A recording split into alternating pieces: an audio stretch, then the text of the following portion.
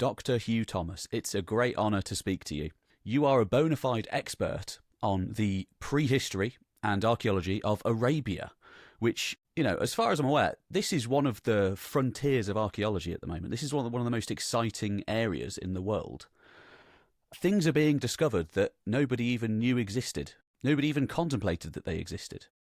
How does it feel to be at this, you know, forefront of archaeology? Or am I sort of just hamming it up as your introduction?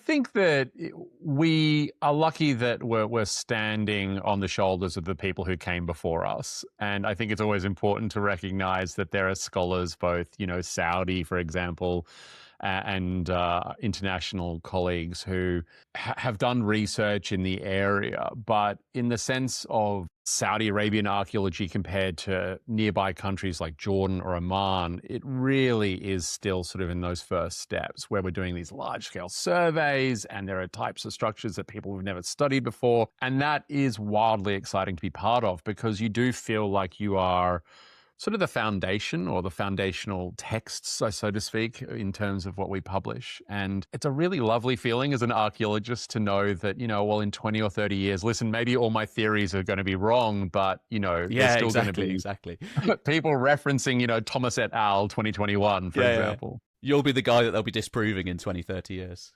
But yeah, that's an honor. Yeah, it is. It is because it's such an exciting thing that you are writing these papers about, you know, a relatively small amount of data that we have at the moment. And you recognize that, listen, you know, some of this is going to be wrong and that's just the realities. And it's really exciting to kind of see that, you know, there is a potential in the next 10 or 20 years or beyond for people to surpass our knowledge and to really, you know, drill down into our papers and explain exactly why we're wrong. But for me, as someone who cares about history and archaeology and that region, it's exciting to be part of that. Absolutely. Absolutely. About 5 years ago, I read a book. You're probably very familiar with it, I assume, by Geoffrey Bibby, who is kind of like this sort of almost a bit of a foundational figure in Arabian archaeology, as far as I'm aware. He wrote a book called Looking for Dilmun, which in the 1950s, just after the Second World War, he's an oil man, I believe, as many archaeologists sort of were at that point, or they transitioned into archaeology anyway. He goes to what is now Bahrain, sorry. He goes to Bahrain, and he's looking for Bronze Age civilization, basically. He's looking for this mythical land called Dilmun, which is referred to in the cuneiform tablets of Mesopotamia of the 3rd millennium BC. And he sort of finds it.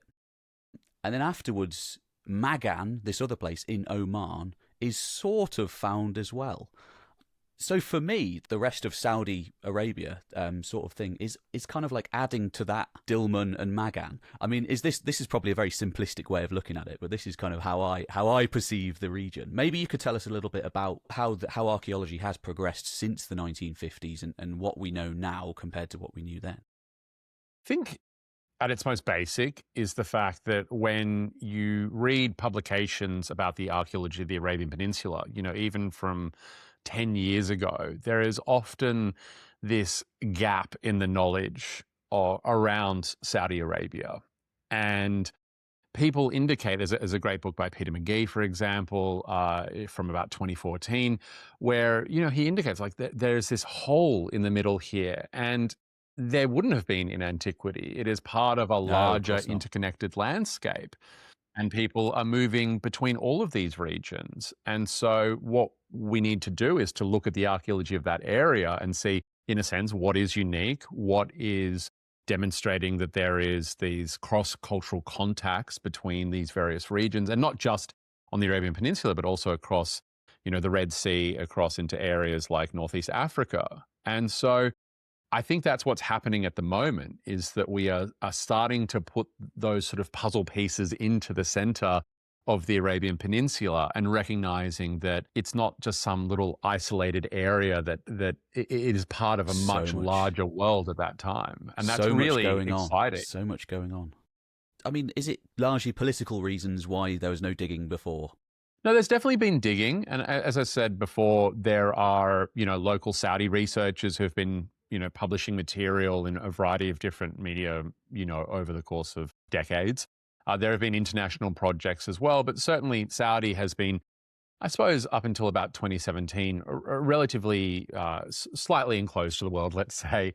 And what has happened is that now there is this great boom of archaeological research happening in the country as more and more people begin to recognize that there is this really outstanding archaeological landscape there, not just in the Islamic period, but also well before that into the pre-Islamic period as well. So, and prehistoric period.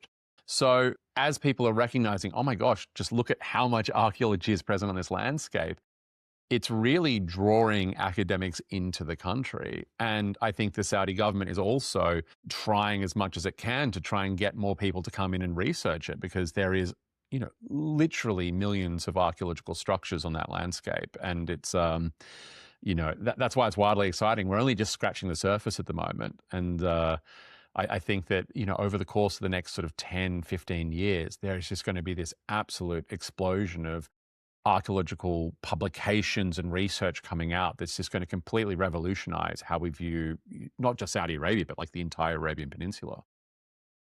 I mean, it's just good all round, isn't it? I've noticed that you get sort of archaeological tours that go there now, and it's got to be good for tourism. You've got to have people going there to visit these places. So it's good for tourism. It's good for the country. It's good for the economy. Exactly. Archaeology in tourism is a major driving factor. You just have to look at how people, in other countries advertise their countries.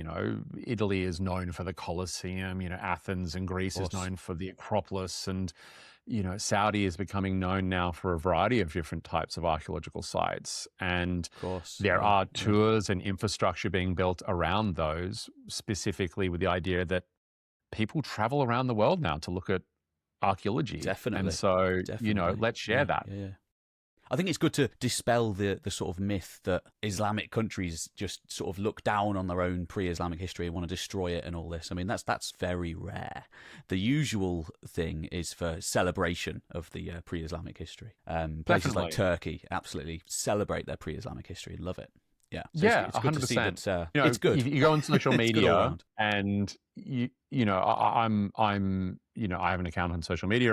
And what you find is that when I post something about Saudi Arabian archaeology, it's not just, people outside of Saudi Arabia who are commenting. There are so many local people to Saudi, Saudi Arabians, who are messaging me and sharing Google Earth screenshots of archaeological sites that they've identified, and can you tell me what this is? And people now with drones and all of that sort of stuff flying around the desert and photographing these structures in beautiful, high resolution video. And people are interested about their ancient past, and absolutely the amount of interest that we're being shown by sort of the local population. We can't work in the field without people stopping past and sort of saying, what have you got here? Please tell me about it.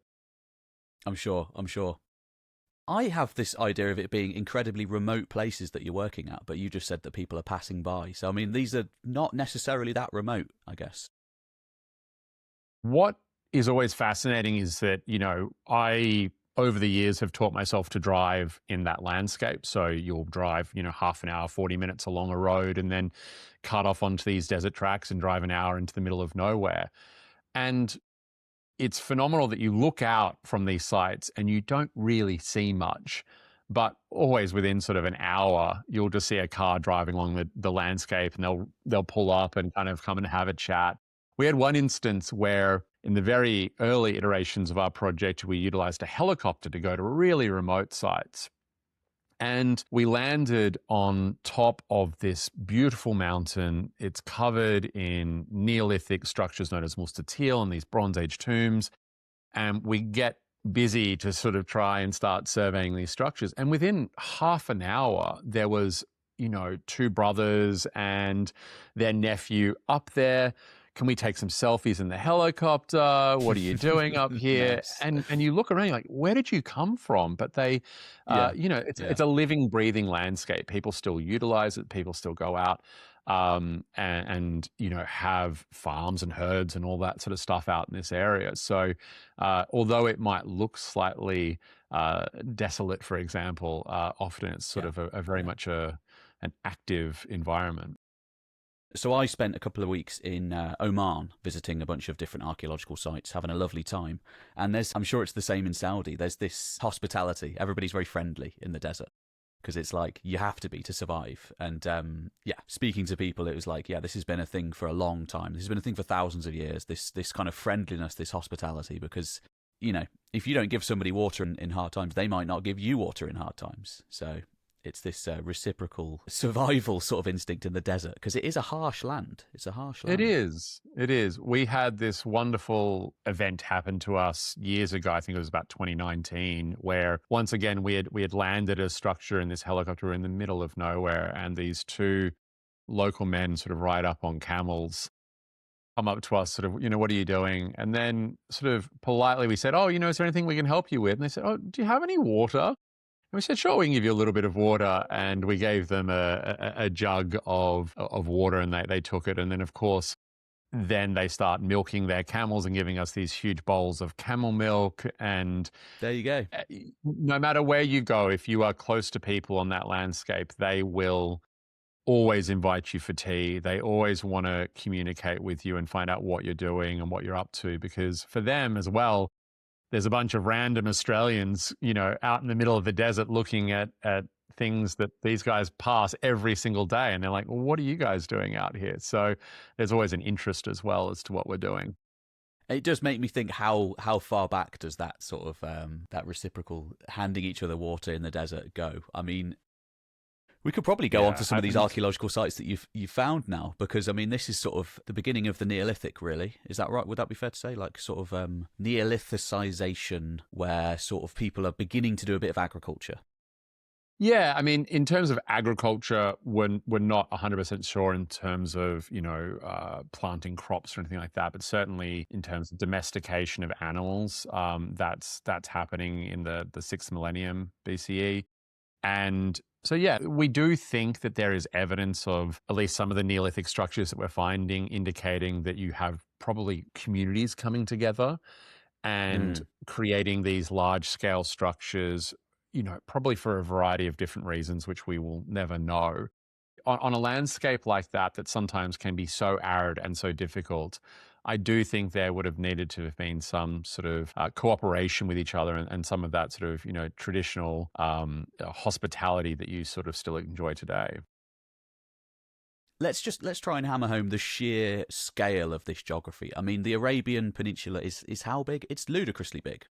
Yeah, it's a couple of million square kilometers, I think. I don't know the exact number, but it's a huge, huge area. And within that area, we've got a number of different countries. You focus entirely on Saudi Arabia, right? Which in itself is a gigantic country. Yes. Is it just the north of Saudi Arabia that you look at? Yeah, so our project primarily focuses on the northwest of Saudi Arabia. Originally, and to sort of give you an idea of the scale that we're looking at here, our original iteration of our project, in 2018, was to look at an area around the modern town of AlUla. And our job was to kind of document all of the sites that were present outside of the sort of areas where you had primary infrastructure, so around the town. So we were doing the hinterland of that area. And we had to use remote sensing, which is, looking at satellite imagery in order to identify archaeological structures, and also helicopters to go around and photograph as many as we could, and many of these structures as possible, to get sort of a representation of the various structures that were present on that landscape. But for us, that was 20,000 square kilometers of area. And then the next iteration of our project was another 20,000 square kilometers. And now the current project that we are running in the region of Hyle with the Saudi Heritage Mission, that is looking at a very similar methodology of remote sensing and going out into the landscape to look at these structures. But that's 100,000 square kilometers of area that we're trying to document. So we're talking about really big landscapes, and with a lot of different types of, geology happening over that landscape, a lot of different types of archaeological structures. And so, you can go 50 kilometers from one area to another and have a really different landscape. and then different types of archaeological structures and different ways that people would have been interacting with that landscape. As I keep saying, it's this very big, dynamic landscape, both today and in antiquity. And it's quite a lot to try and get your head around. It's exciting. It's very exciting. It is. It's absolutely vast. I mean, how many structures, how many archaeological sites in that landscape, roughly? I mean, within the 20,000 square kilometers that we did at the beginning of our project, in 2018, we identified, I believe it was about 13,000 archaeological sites. And a site can be, one single structure, or it could be, 30 or 40 of them. In the region next to AlUla, a place called Khaybar, we identified within about 20,000 square kilometers, something in the region of 150 to 160,000 archaeological structures. So we do think that there is likely millions of structures present across Saudi Arabia, because there are some areas, for example, various landscapes called Hara, which are old volcanic lava fields that are just densely packed. And to give you an idea, in a small area around the modern town of Khaybar, which was overseen by this organization called the Royal Commission for AlUla. It was about 56 square kilometers. And in that, there were, I think it was about 13,000 tombs alone within a 56 square kilometer region. So in some of these areas, we're talking about just phenomenally dense archaeology, probably some of the densest archaeological landscapes in the world in terms of just raw numbers of structures. So it's a lot. You got to think it's not been built on top of over succeeding generations, so a lot of it survives, which is nice. Exactly. Places like that, because I have to compare it to where I live in Britain, because I don't know, that's just sort of how my brain works. So I'm sort of thinking it's almost like if the Neolithic landscape of Britain had not been built on top of for then succeeding generations and has survived a little bit more intact. Yeah, exactly, because a huge number of the structures we find were built on bedrock, exposed sandstone outcrops or up on these Hara volcanic landscapes, which are made out of basalt, or comprised of basalt, I should say. And in a sense, you don't find a huge number of structures kind of covered in sand. Like it's not that kind of desert landscape that you might think with Saudi Arabia, where you kind of think of these massive sand dunes. There are areas like that, but not necessarily where we were. Sometimes we'll come across structures which are preserved up to a height of, my height, sort of over 1.8 meters, over 6 foot tall. And they're preserved the exact same as they were when they were built, 5,000 years ago. And that is truly staggering when you think about it. It's not like a town, like what you find in a lot of ancient sites in places like Jordan or around Europe, where, I think of Athens, which I've spent a lot of time in, where you often find that much of the earliest material has kind of been obliterated away as people build on top of buildings and wipe it away and dig down to the bedrock to then build their next house. And, here we have a really beautiful raw archaeological landscape, which means that the vast, vast majority of archaeological sites and structures are sort of visible through things like satellite imagery. You can go on Google Maps or Google Earth right now, zoom into parts of Saudi Arabia and probably find structures yourself very, very easily and very quickly. Just incredible. Just incredible. Standing stones, stone circles. Yes. It's exciting. It's exciting. I think people sometimes think stone circles, only really exist in northwestern Europe, let's say. But they're all over the world. They're all over the place. Are they some of the earliest structures, or are they a little bit later? No, so what we have identified as what we call standing stone circles. And you're right, like it's a very common name that archaeologists give to structures, because archaeologists are prone to naming things, in a very descriptive way and not provided any sort of, function, so to speak. So you don't call them, houses or temples or whatever you call them. Well, this is a circle made out of standing stones, so I'll call it a standing stone circle. Yep. Those, as far as our project is concerned at the moment for our research, those are the earliest sort of stone-built structures that we've identified on the landscape. So we know people were running around doing things in northwest Saudi Arabia prior to this. We find bits of evidence in terms of, lithic scatters and stuff like that, which indicate that there were people utilizing that landscape before the Neolithic period and into the Neolithic period. But maybe about 6,000 BCE, 5,900 BCE, all of a sudden these standing stone circles just start popping up in various locations, primarily concentrated on this basalt lava field, Sahara, specifically one called the Harat Awayrid, which is to the west of the modern town of AlUla. And there we start finding these standing stone circles appearing in quite significant numbers over the course of the 6th millennium. And, I remember the day that we first stumbled on these sites. It was actually my very first day in the field in Saudi Arabia. And it was on a helicopter. I look down at the person who's running the flight. Our eyes kind of light up as we see these structures sort of dotting the landscape. And we ended up landing at it and taking photographs of this site, not knowing what the heck these things were. And then, hey presto, 6 years worth of research and survey and excavation to try and sort of get enough information about them in order to understand exactly what they are. One of my questions was going to be, how do you choose which sites to dig at? Like, how do you choose out of these 13,000 sites which ones to dig at? But I'm sure, did you dig at that stone circle site?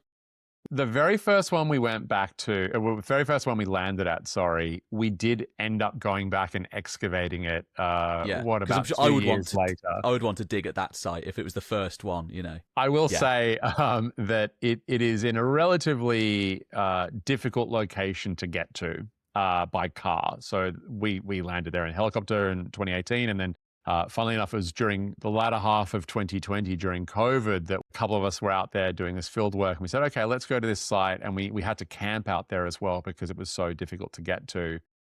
And driving out there in a hired 4x4 was one of those experiences that I'll never forget, because my heart was in my mouth the entire time. Tracks that were barely tracks, and you're slowly crawling up the sides of mountains, and you think, oh gosh, if I blow a tire or if I slip into a ditch here, we're in the middle of nowhere.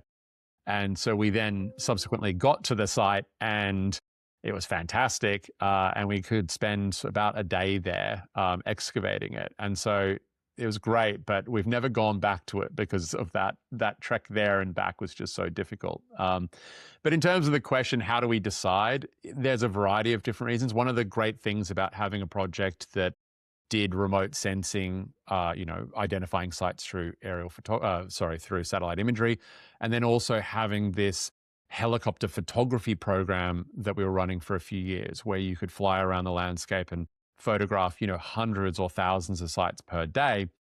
The benefit of that is that then you have this beautiful photographic record of sites, and you can look at them and say, okay, I can see that one has been heavily disturbed in antiquity versus the one down the road, which is in a much better state of preservation. So we would use that in order to identify sites that we thought were important to excavate. But also sometimes it's just luck. You just happen to stumble on a site and you think, okay, this will do.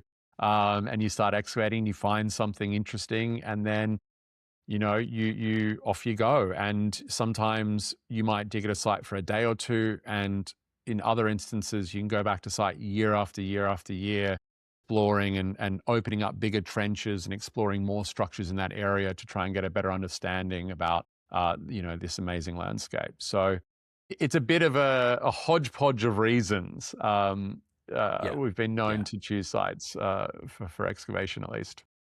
It's amazing, though, isn't it? I mean, we've briefly spoken about the stone circles there. We'll talk more at length about the stone circles, but you're sort of reconstructing thousands and thousands and thousands of years of history and sort of stitching it together into kind of like a mosaic of what was going on. Because there's a lot, The Neolithic begins, and then it sort of goes into Bronze Age, I guess. I mean, do we find bronze tools and things? It's a really difficult thing because one of the things that is quite difficult about working in this region is that we use terms like Neolithic and Bronze Age, for example, and those are based off Levantine chronologies, where you've got sites They're like Victorian terms, really, aren't they? yeah, if you go to Jordan, you might have tell sites where you can excavate and you find sequential layers of history, going down meter after meter. And you can see, in a sense, that development of the various ages from, lithics as you go up to sort of, okay, now we've got copper tools and then bronze and then iron and so forth.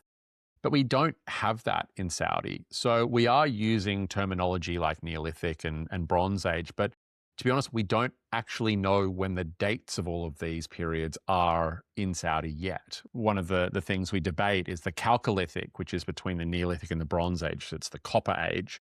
Is there a Chalcolithic, or was there a Neolithic landscape and then bronze emerges from somewhere and then suddenly they jump into the Bronze Age? And so it's one of those things where when we're looking at the archaeology of Saudi Arabia, we need to kind of recognize that there are these very distinct cultures that are present there that have their own history and they have their own development over time.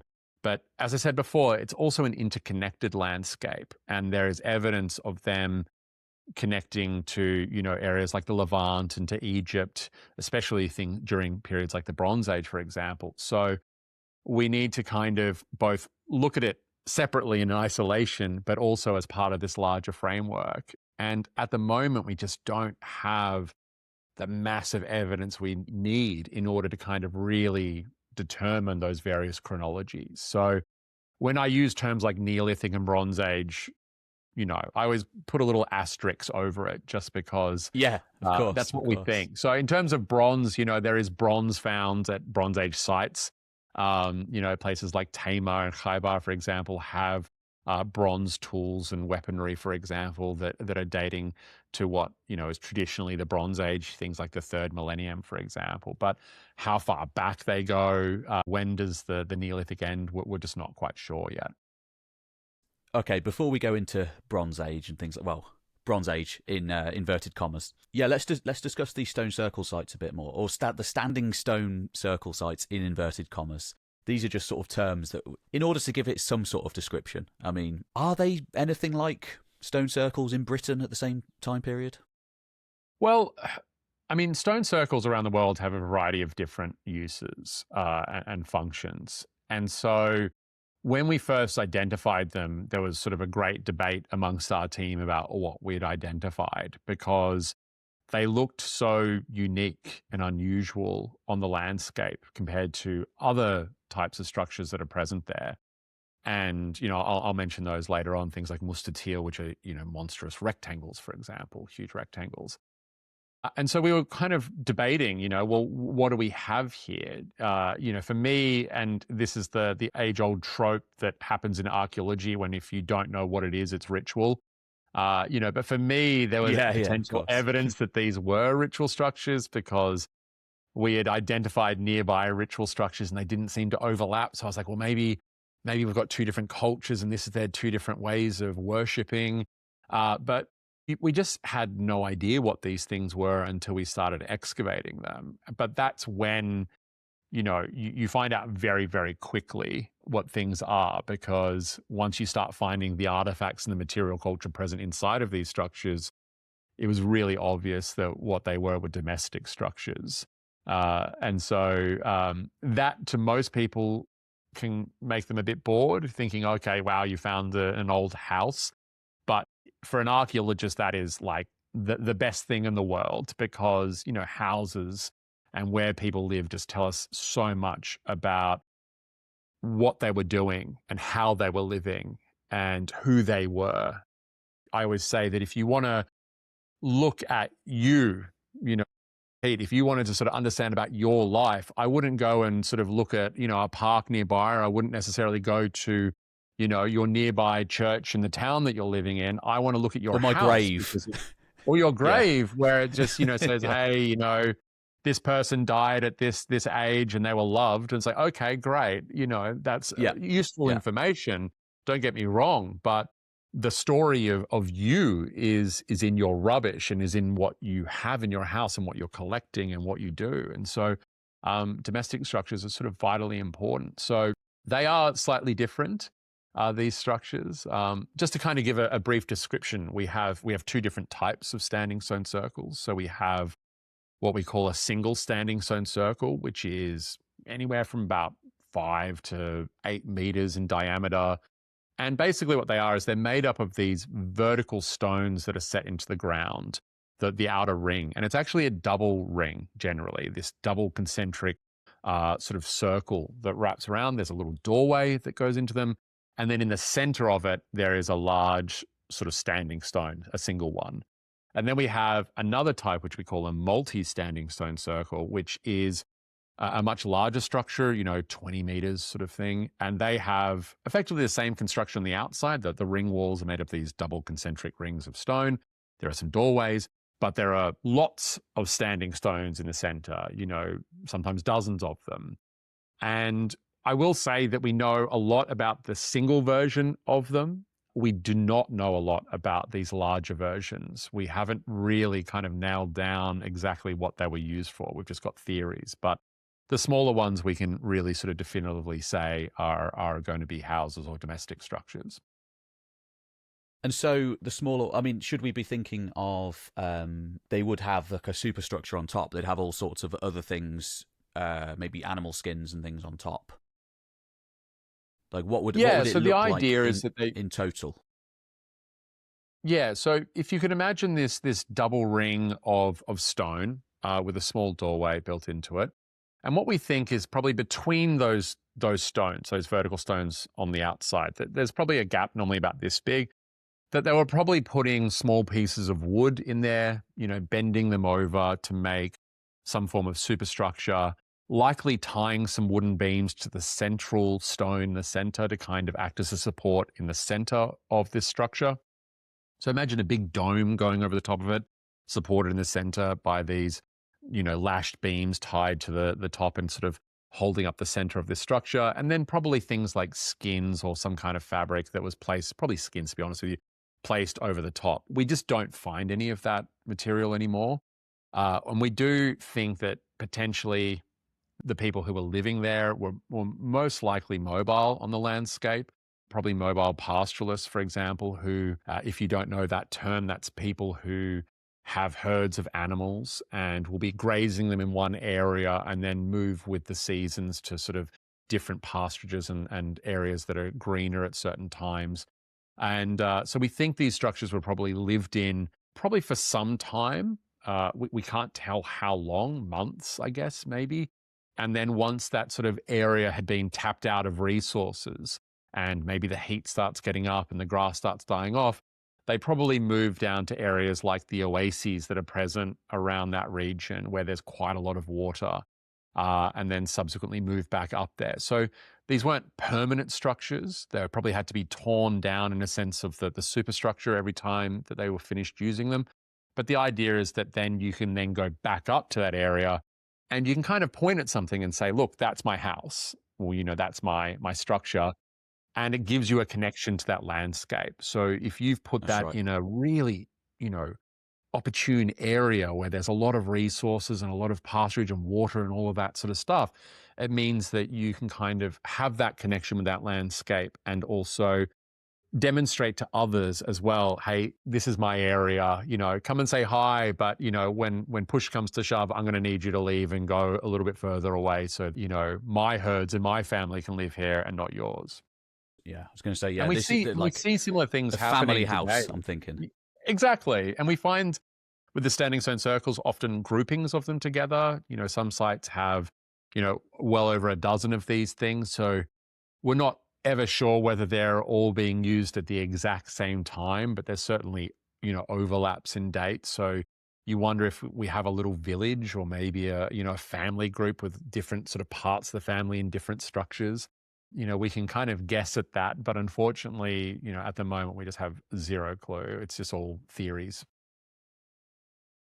Wood is quite rare, right, in Saudi Arabia? Or is that not an accurate thing to say? It's hard because we're not 100% sure what the environment was like back then.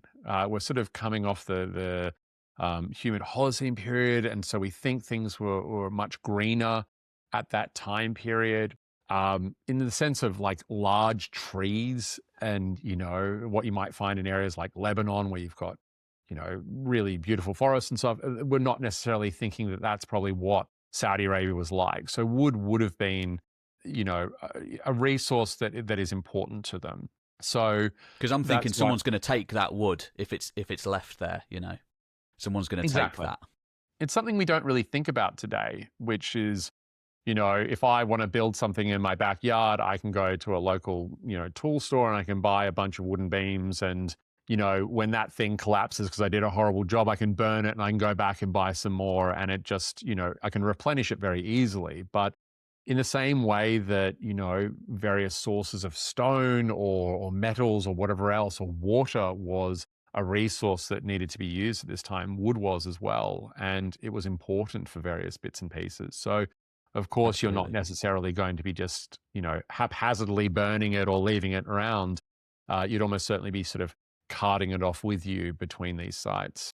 What animals were domesticated and where did they come from? Were they local animals or were they brought in already domesticated from somewhere else? We have, in terms of this sort of 6th millennium, we have 2 types of domesticated animals. Well, probably 3, but in a different way. So we have, sheep, goat, and we also probably have cattle as well. So we find Sheep really goat, secure. I like that.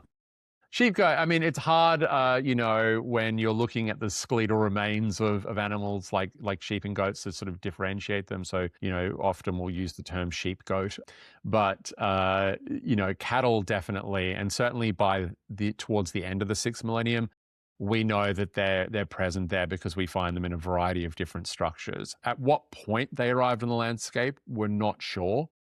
I would hazard a guess to say that they were probably part of that first arrival or that first use of stone structures on the landscape. It seems to make sense that once domesticated animals sort of arrive in the region in whatever way, they appear there, and then people say, oh, okay, well, if we're going to herd these things, let's sit in this spot a little bit longer because we can. And thus, stone structures were built.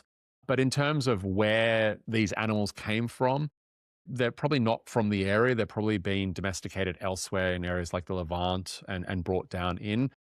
We just haven't got the sort of the traces of these animals back yet. We have some DNA in terms of these Neolithic animals, but not a lot. I mean, of all the samples that we've ever sent off for DNA, we have 1 hit for DNA, and it was a very partial hit. Okay. So Saudi and the Arabian Peninsula more generally is not a great place for the preservation of DNA because of how arid it is today. And so it means that sort of answering those questions with sort of genetic, where you need genetics in order to answer it, unfortunately, is tough. Of course. So cows, is that an important part of these people's lives? Is it completely integral to the way that they live?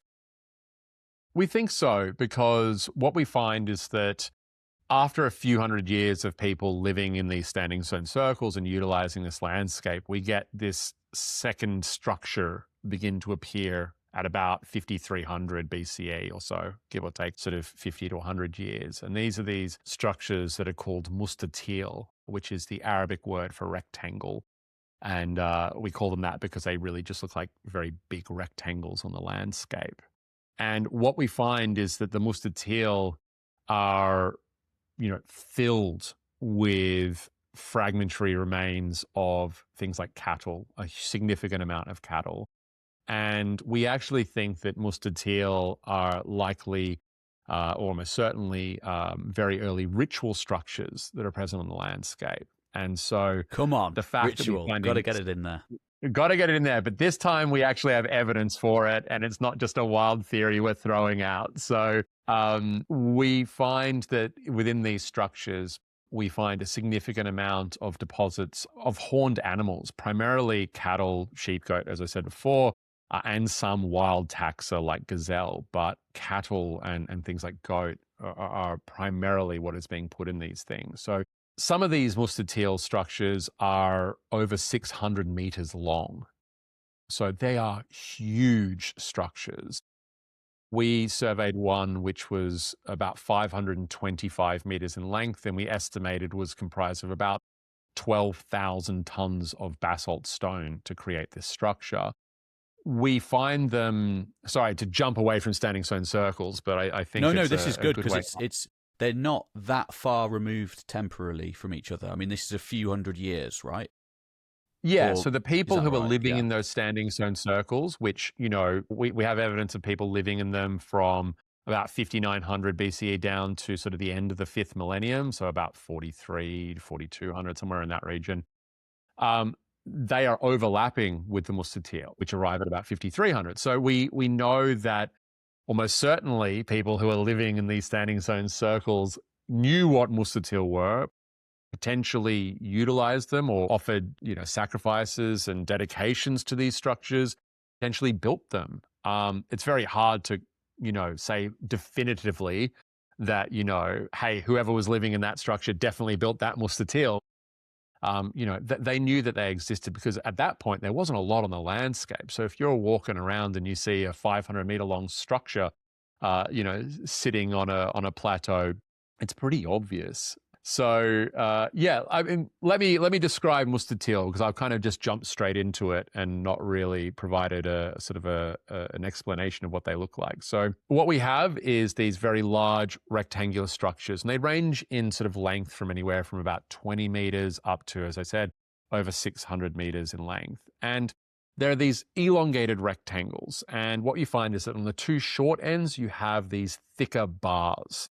One of those bars, one of those thick ends, is an entranceway, and we find these little tiny entranceways going into the structure. And you walk into this big rectangle. You would have been, in a sense, in a courtyard.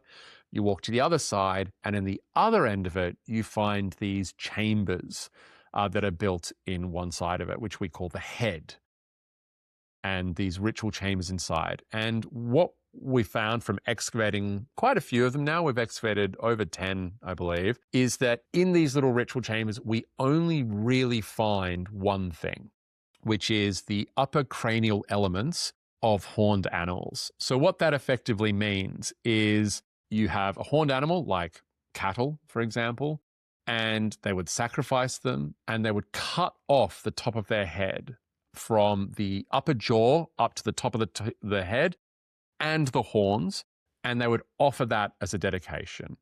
And they would do the same for goats, and they would do the same potentially for things like gazelle, for example. And that's all we find. We don't find any other bones of the animal in these areas. So it's not like that this was, a butcher shop and people are chopping up, cattle and having a feast and throwing in the remains.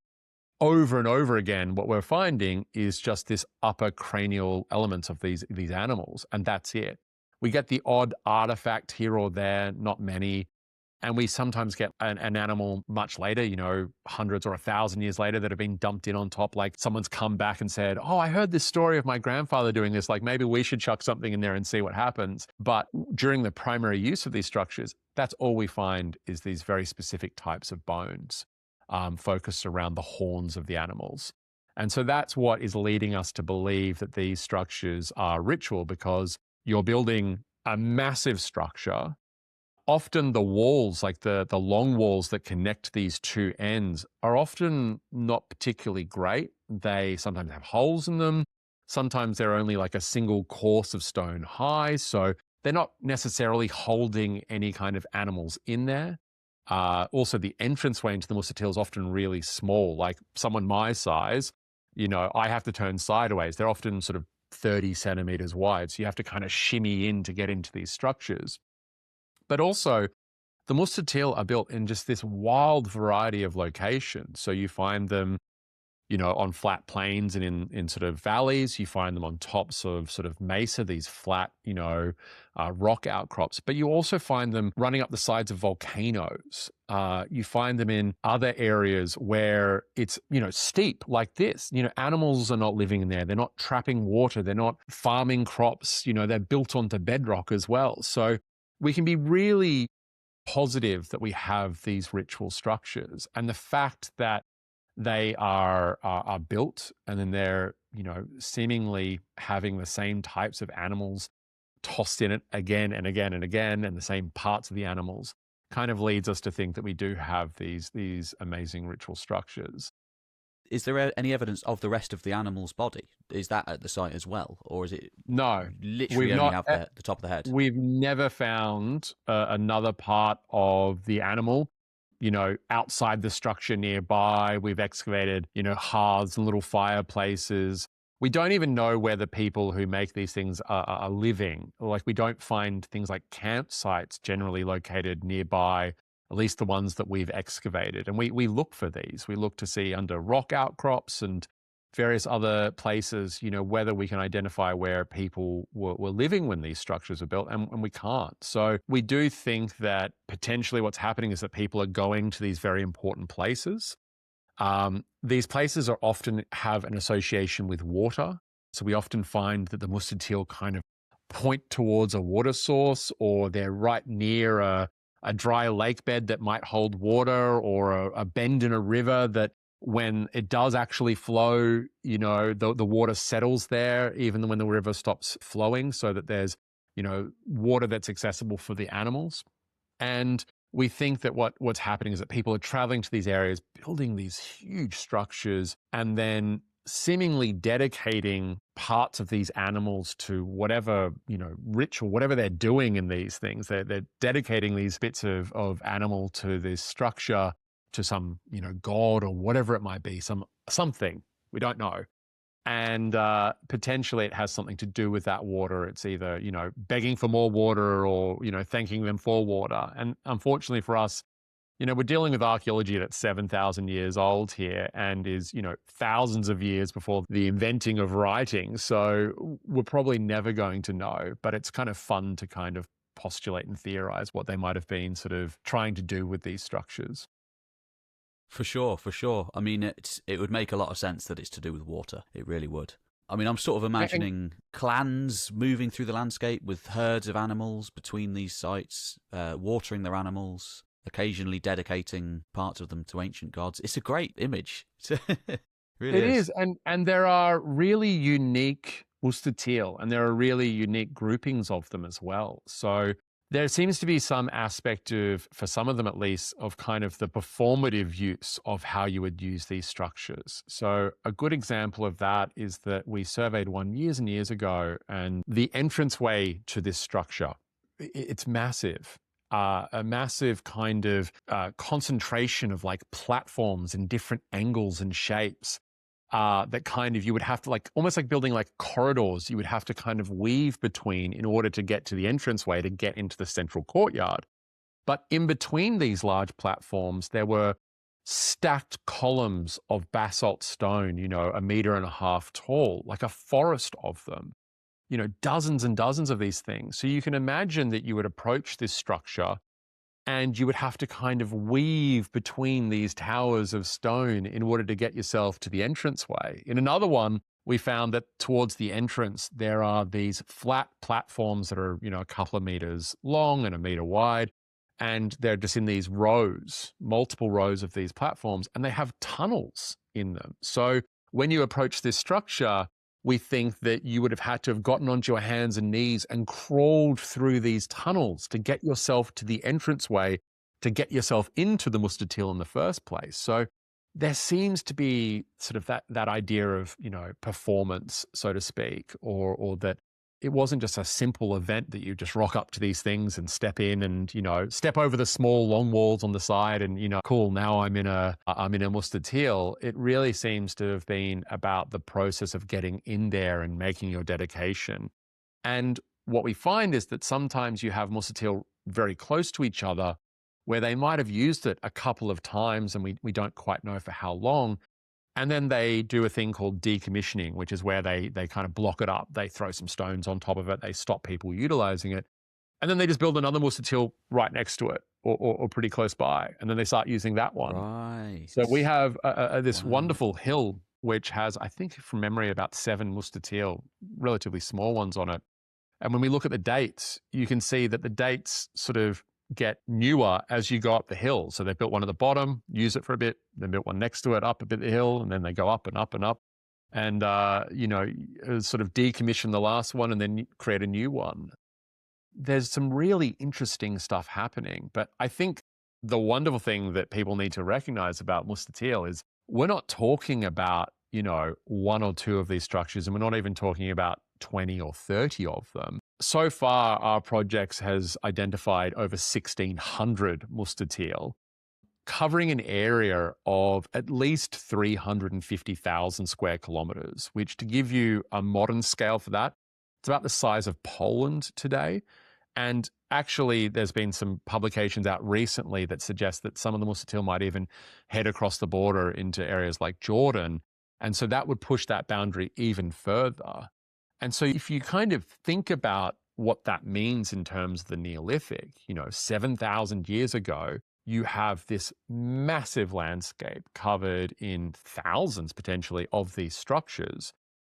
And every time we dig one, we seem to find the same stuff over and over again. And so that indicates that you probably have shared ritual belief, a shared, culture, a shared language, so that they communicate with each other and say, hey, listen, you go to your water source over there and build a big rectangle. It's a startling understanding of what the Neolithic is. Because I think for most people, when we think of the Neolithic, we think of, that old idea of sort of, cavemen sort of thing, people struggling to live, on the landscape and hunting and, I've got a few goats that I'm desperately protecting from lions and everything else. And, a really difficult landscape. Whereas what this shows is that it's a massive community of people who seem to have these similar belief systems. And that's a really game-changing discovery in terms of, early prehistoric archaeology. We need to cast our eyes further out and recognize that some of these landscapes are huge. Absolutely. Yeah, it's I think the way that it's called a Stone Age has not done it much service, the Neolithic. It's it's the same for all of those time periods, hunter-gatherers, Yeah. and we look at Göbekli Tepe, for example, and see how complex, the Tas-Tepler sort of culture is in Turkey, for example, or once we see early, towns in terms of things like Çatalhöyük or whatever else it might be, we look back at that time and say, oh, well, surely people living, 7,000 years ago must have been living it pretty rough. And it's not saying these people had very easy lives, but they could do things that today kind of still boggle our minds, right? Of course. There was nothing simple about it. Nothing simple at all. Nothing. Very complex, very complex. Yeah. And I mean, to be honest, this Arabian Peninsula, it seems like it's kind of a place of relative abundance. If you've got a big herd of animals, you're probably having an okay time and you're living quite a rich ritual life. You've probably got like quite a detailed religion and, yeah, it's not too bad. It's interesting. Not too bad of a life. No, I mean, cattle are great in terms of the fact that you get milk from them. Which is a really wonderful resource. Blood, which people still utilize from cattle today. You can drain a bit of blood and drink that, which is a wonderful nutrient source. You can mix the two together like the Mongols used to do. Exactly. And we find that they have cattle. Some of the cattle that we've identified in the Mustatil are older cattle. So it's not like they go through a spring and a young bull is born and they say, okay, listen, we've got to get rid of that bull because if it grows up, it's going to fight with the other bulls or the other bull in the herd and they gore each other and that's going to be bad for everyone. So let's just sacrifice it, eat it, lop its head off and throw that in and, have a great time. And in the Mustatil, we're finding that older animals are being put in there, a couple of years old up to sort of 10 or 12 years old for some of these animals. So they're sometimes putting in what could potentially be sort of the prime stock, which indicates they're not, as you said, they're not slumming it at the time. They're not, there must be enough grass and other things around to handle these herds. And what we certainly see is that, over the course of maybe about 1,000 years, the Mustatil are built, but we don't really find cattle afterwards. They seem to begin to disappear towards the end of the 5th millennium. So it shows us that something is happening in that environment at that time when people say, you know what, maybe cattle are not the things that we need right now. There's a climate event. Does that affect anything in this part of the world? There's what the lots of climate event is different called. sort of There's lots of different various climate events. Yeah. climate events of various different things. There's the Holocene humid period, for example. There's the Younger Dryas, which is a bit earlier. There's a variety of different things. Trying to understand the environment at that time is quite difficult. So there are a variety of different ways that archaeologists do that. One is that you can look at sort of do coring at things like lake beds to try and see how the lakes were filling up and how often they were filled with water and so forth. We're doing something slightly different in our project. We've got a very unique way of investigating environment, which I don't know if you'd like to learn about. But Go for it. Okay. Have you ever heard of an animal called a hyrax before? No. Okay. So a hyrax, if you've ever been fortunate enough to go to South Africa, for example, there's a Table Mountain. For example, or you can look at photos of that. There are these little rodents that live up on there. But a hyrax they're hyrax, and a hyrax is effectively like, I don't know, it's almost like a weird sort of mixture between like kind of like a kangaroo and a rat and a variety of different other rodents kind of shoved into one. So they're maybe a kilo or two in weight. I'm not 100% sure how much they weigh, but effectively, they're these rodents, and they live across huge areas of Africa, of West Asia. And the wonderful thing about hyrax is that hyrax are what are called non-obligate drinkers, which means that they get their water from foliage that they're eating. Okay. The other weird thing about hyrax, which is why they're really great for understanding environment, is that hyrax go to the bathroom in the same place every single day. So you'll have a group of hyrax, a family group, and they'll have a little cave or a little shelter up a rock. They're very good climbers. They can really scurry up vertical sort of cliff faces. And in that little nook, they all live in there and they all go to the bathroom in the same spot.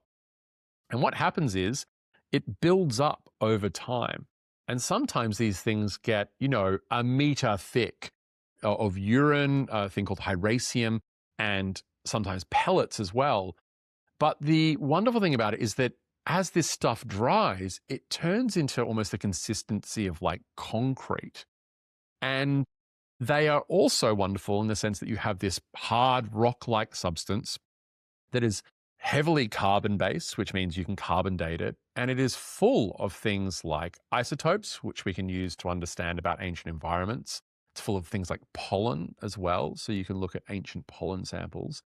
And what we do, and this is through our collaborator, a guy called Dr. Brian Chase, is that he comes out and he cuts a slab of it, like, about that wide, a big slab, using a concrete, like circular saw, cuts these wedges, like a piece of cake that they take out. And what Brian does is he samples up the entirety of these samples. Our samples aren't as big as some of the other ones, so ours are only probably about this big, 30, 40 centimeters. Other ones, as I said, will get massive. And then he drills little samples up the entire thing every millimeter, every couple of millimeters, does some C14 dating, does some isotopes. And what that tells us is what the hyrax are doing at any specific point in time. And for us, we have now, and I will say I can't tell you much about what we've found because they're still sort of looking at the results and trying to determine the environment. But we have a whole sequence of samples from various different middens together that cover from about 5500 BCE up to today. And we have isotopic samples that are about every, I'd say, 10 to 20 years. So we'll get a snapshot every 10 to 20 years of what that environment is like for 7,500 years. So superb. We're trying to work out what the environment is like during sort of the Standing Stone Circle period and also with the Muster Teal. And once we have that, we'll be able to kind of publish it. And we're sort of very anxiously sitting by our computers and waiting for results. So I will say that's really exciting. Bookmark this and check back in a few months, and hopefully we might be able to start thinking about publishing what we have. That's super exciting, yeah, because I know all about ice cores, but yeah, this is poo cores. Poo cores, exactly. This is great. This is great. It's something that I never knew about until a few years ago. once you see these things, and once I've spent many, many a day in Saudi Arabia hunting through sort of rock gullies and little mountain outcrops, hunting for these piles of ancient animal, Yeah, feces and urine. But once you sort of see how much environmental data these things pack into them, of course, it makes of it all course. worthwhile. So, Yeah, what I will say is absolutely. that I think the environment of Arabia over the course of about the next 5 years, there's going to be a lot coming out about it, not just from our project, but from a number of other projects that are doing a variety of different methods to try and work out what's happening. And as we see today, environments go through significant change, sometimes in the short term and sometimes long terms. And what we also see is that there are sort of small micro environments or microclimates that pop up in various areas. And that can completely change how people are living, in relatively close proximity to each other. So the more we do these kinds of types of analyses, the more sort of detailed picture we're going to get. I mean, you say that cattle use kind of goes out. I mean, something's got to have happened, surely, to cause that. The climate event that I was referring to actually is called the 6.2 KABP climate event. I don't know if you know anything about that. Around about 4,200 BC. I don't know if that's got anything to do with this, but it's just something that I was aware of. It may do. So, I mean, there's a few. There's the 4.2 as well. Like there's a variety of different types of climate events that hit. And what we can see on the archaeological record, at least, is that with all the structures that we've surveyed and excavated, a variety of different types, from standing stone circles and musta'til to tombs as well, for example, we find that there seems to be this really wonderful environment that seems to be existing from about 6,000, maybe down to about 4,000 or a couple of hundred years before, where we're getting these domestic structures, we're getting the musta'til, we're getting cattle present in them. And then we seem to hit this period of almost nothingness until about 3,000 or so, when this sort of Bronze Age sort of landscape suddenly appears. So we've got a period of anywhere from about sort of 1,000 years or so, maybe a little bit less, where archaeologically it's pretty dark at the moment. Doesn't mean that people weren't there, doesn't mean they weren't utilizing the landscape, but certainly the musta'til and the standing stone circles seem to kind of end within a century or two of each other. So something is happening. And often, it can be environmental, and it could be any number of environmental events. It could also be that culturally things have shifted. It could be that there are incursions of other groups of people. It could be a variety of different factors. And one of the reasons why I'm very reticent to sort of kind of guess at the moment whether it's tied to environment or not is we're just not sure. We just have so little evidence at Of this course. point in time of what's happening. The Yeah. only thing we really Yeah. find after this use is that we have, what now, 4 or 5 Neolithic, we call them collective tombs, where we are finding a structure often built close by to standing stone circles, kind of on the edge of the standing stone circle sites, that are filled with, often over 10 individuals in these tombs, kind of buried in there over quite long periods of time. We have 1 or 2 of these tombs that have skeletal remains that are covering, 6, 7, 800 years of time. So it kind of looks like people are going, bring someone in there, kind of coming back a generation or two later, burying someone in there. There's a dog. We found a Neolithic dog that has been buried in one, potentially, sort of a good old doggo that's kind of Yeah. been a great friend. And they think, let's give this thing a proper burial and shove it in with their family that they've been burying in there for generations. Absolutely. Other than What these, dates are we talking for these tombs? with those tombs, you're looking at, they start somewhere in the region of the middle of the 5th millennium, so 46, 4,500 BCE. And we find that often individuals are being buried in them up until about 36, 3,700 BCE or so. So that sort of time period. And then Okay. This is that's the all end we of the really... sort of the Musta'til period.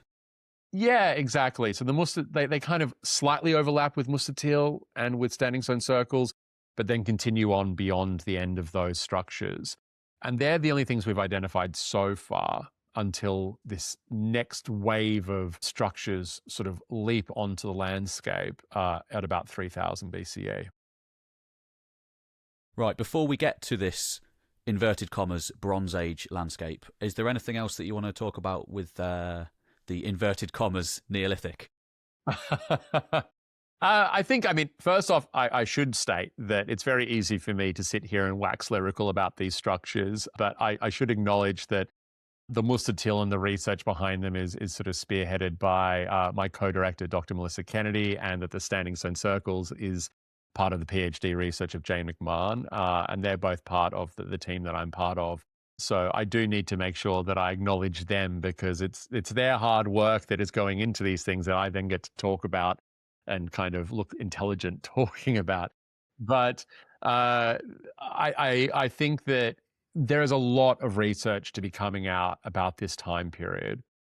And we are dealing within the landscape of Saudi Arabia, which is a couple of million square kilometers. We're dealing, at least with the Standing Stone Circles, of an area of only sort of 20 or 30,000 square kilometers. That there are these Mustatil that cover a much bigger area, of course, that we've identified. Excavations of them, I think there's probably about 13 or 14 of these that have been excavated by our team and a couple of other teams. And when you think sort of 13 or 14 of 1,600 is a really small percentage. So obviously, some of the things that we're discussing right now are sort of things that we feel fairly certain in, but you never know when the sort of the theories about these structures and how they were used might change, and the date ranges that I'm sort of discussing in this might change as well. But I think that kind of covers it, not to overwhelm people with the Neolithic. Yeah, well, it's new and it's exciting. And if anybody out there is embarking on a career in archaeology, do it in Arabia. there's a lot that's going to be happening. There's so much. And like I said, 1,600 of these things, there's probably more now, or significantly more, that have been identified. When you think that one of these structures can sometimes take years to excavate, it shows you how much work is still out there. And with the Standing Stone Circles, we're dealing with one class of structure, whereas there are probably dozens of different types of structures that are present in their hundreds or thousands on the landscape in Saudi that we just don't know about yet, or that we have very minimal data about. So it's why I said at the beginning of this, it's very exciting to be part of this wave of research that's taking place at the moment, because although there are people who come before us and they've done the research, there's just such a wealth of stuff happening at the moment. There is just going to be this absolute explosion of research coming out over the course of the next sort of 10 or 20 years. And, I encourage all of the students who go to my university. I'm like, well, if you want to do something new and something that not a lot of people do, come to Saudi and come excavate with us, because there's structures that I've come across now, which I have zero clue what they are. And I'm really looking forward to someone trying to work that out so I don't have to. Absolutely, yeah. If you want to discover something, Saudi is one of the places that you can do it. So, Bronze Age, let's go there. 3000 BC, what happens? So what we find is that at a few different oases around northwest Saudi, some of these seem to start activating with people. People start to settle there. A really famous one is a site called Tamar in the northwest, a couple 100 kilometers away from AlUla, which I was talking about before. And they think that around the end of the 4th millennium or so, people start to settle there. But what we find is that it's not just that oasis. There are a number of different oases that seem to start having people live there permanently, I guess, because of the water and because of the environment that's present at that time. But we also find that they're suddenly across the landscape and across tens of thousands of square kilometers, the Mustatil, these monumental structures, are now getting replaced in terms of the monumental landscape by these massive burials that we call pendant burials. And we call them pendant burials because it's named by my predecessor, or I think it was named by him, I should say. He used to call them pendant burials because they kind of look like pieces of jewelry from the sky. So to give you an idea, just descriptively what it looks like, you might have a large ring of stone, a large ring wall, sometimes, as I said before, up to sort of 1.8 meters tall. And in the center of that ring, you might find a can or a tower tomb, which is where people are burying, their deceased relatives. Then off that ring of stone, you find these elaborate tails of stone being built in various different shapes and types of construction, from, sometimes simple just walls to sort of long lines of towers, a couple of meters wide, 20 of them kind of in a big stretch. Sometimes you find these amazing sort of triangular shapes and these segmented wedges that are coming off in these great constructions. And what we're finding is that, whereas there are 1,600 Musatil, which is a huge number of structures, with these types of tombs, there are legitimately tens, if not hundreds of thousands of these across the Saudi Arabian landscape, dating to this third millennium period, probably from maybe about 2,900 down to about 2,000 or just after BCE. And so the landscape has shifted. It was the landscape we think of kind of cult and ritual and some otherworldly thing, whether it be gods or something else. And then suddenly what we're finding is in the Bronze Age, it begins to shift to a focus on the individual. These tombs are about you and your family. And we're not quite sure why that's happening, why this shift has occurred, but it really, I can't even describe just how dense archaeologically some of these landscapes are with these absolutely massive monumental structures. Grave goods? We have found some grave goods in them, but you've got to remember that at this time, outside of the oases, so in places like Khaybar or Tamar, where they do have these tombs, and we think we have evidence of towns and people living there permanently, they likely have very different grave goods than what's happening in sort of more of the hinterland areas, where you probably still have these mobile pastoralists running around with herds of, goats, for example, like sort of modern Bedouin today. And so the material that we find in the tombs, we always get asked, like, are you finding gold? If you found gold in there? It's like, no, this is not what people were valuing at that time. We do find little bits of jewelry here or there in terms of fragments of, beads, for example, made out of stones or bone. We find sometimes ceramics in some at this time period, especially in tombs closer to these oases, because, taking a large ceramic pot with you when you're in a mobile family group, for example, is not necessarily the most useful thing in the world when you can have things like skins to hold water, for example. So we don't find a huge amount in them, but what we do find is lots of fragments of bone, and that's what we're trying to study. Unfortunately for us, we haven't identified any of these large-scale Bronze Age tombs yet which have been undisturbed. We think that, unfortunately, like much of the world, probably people were burying people inside, and within a few years, people were, walking in the same valley and said, "Oh, look at that tomb. I'll go have a sticky beak in there and see what's in there." And there's also a lot of reuse of the tombs during the later Iron Age, so from about 1,000 or 800 BCE onwards. So a lot of these tombs are badly disturbed. So our understanding of exactly who is buried in them, how many people were buried in them, that's still, relatively sort of in its infancy. So a lot of tombs, though. Are we thinking everybody was buried in tombs, or is this just a few select people of the society? I mean, there's a lot of tombs. There's a lot. As I said before, if you look at this small region of about 56 square kilometers around the modern town of Khaybar, which is an area that has been intensively studied by us and some of our French colleagues who run a project there as well, there's over 10,000 of these tombs in a 56 square kilometer area. So that is a really dense landscape. One of the things we find is these grand things called funerary avenues, which are effectively pathways that have been formed by people moving between oases to other oases and moving from oases to maybe areas like of good pastoral lands or water sources, for example. And effectively these pathways, they build the tombs on either side of the paths, going, tens of kilometers between oases.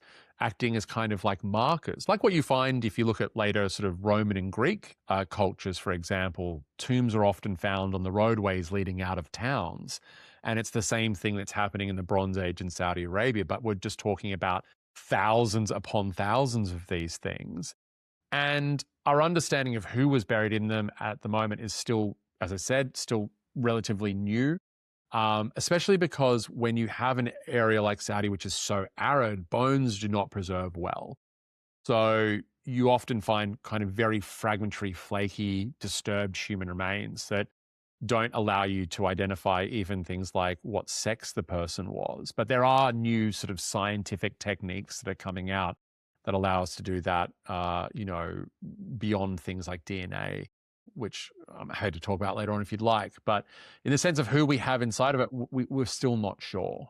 And that's sort of one of the great stories we're trying to work out at the moment.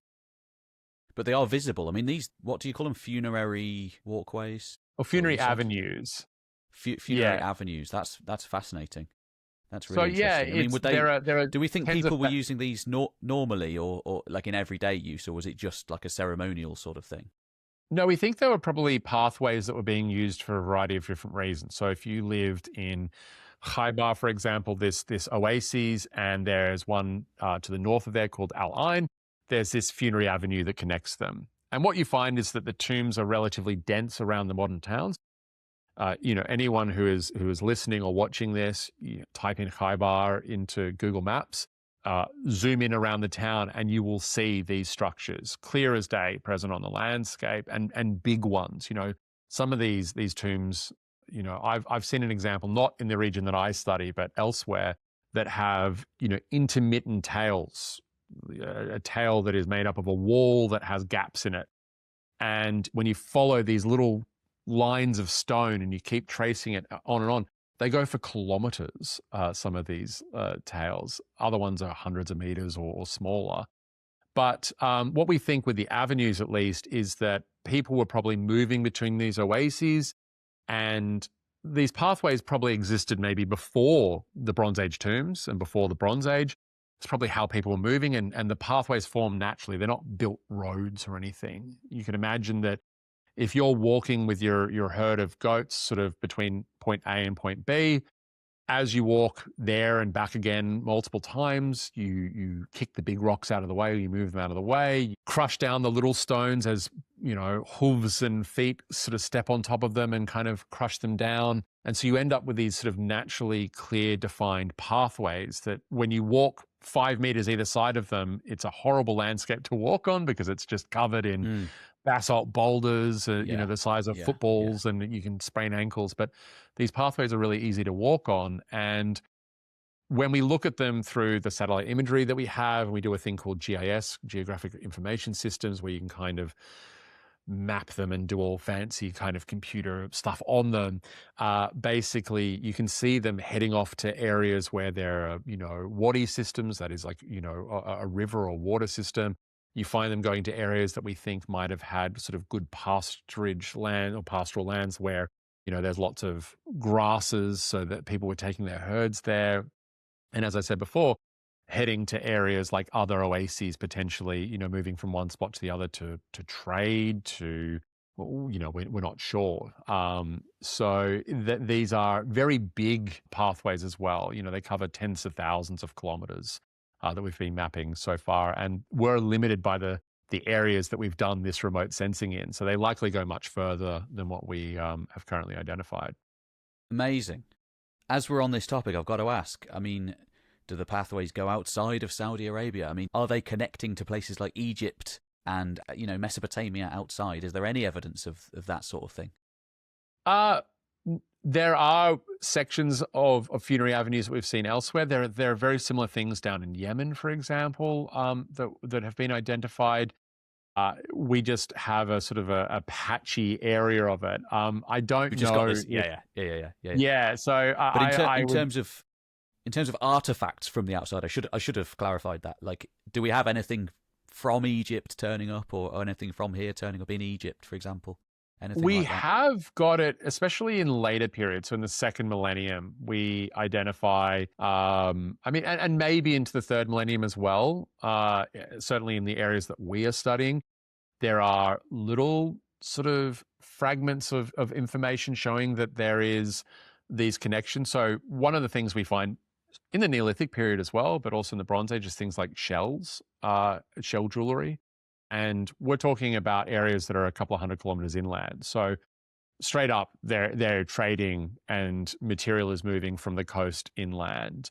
But we also find some beads, especially, maybe one or two in our project in the third millennium, certainly a lot more in the second millennium, that appear to have Egyptian origins. And then what we find is that when the tombs get reused again during the first millennium BCE, we find that there is surprisingly quite a lot more Egyptian material present in some of these. We're not talking about a lot here. We're often talking about little, beads this big, or, a little scarab this big that's been broken in half, thousands of years ago. But it sort of shows that it's an interconnected, linked landscape, and that these trade networks are pretty well developed by this time. That is amazing, though. I mean, is there a little scarab from Egypt? Yeah, we have one that's from. cool. Yeah, we found one in a tomb in AlUla.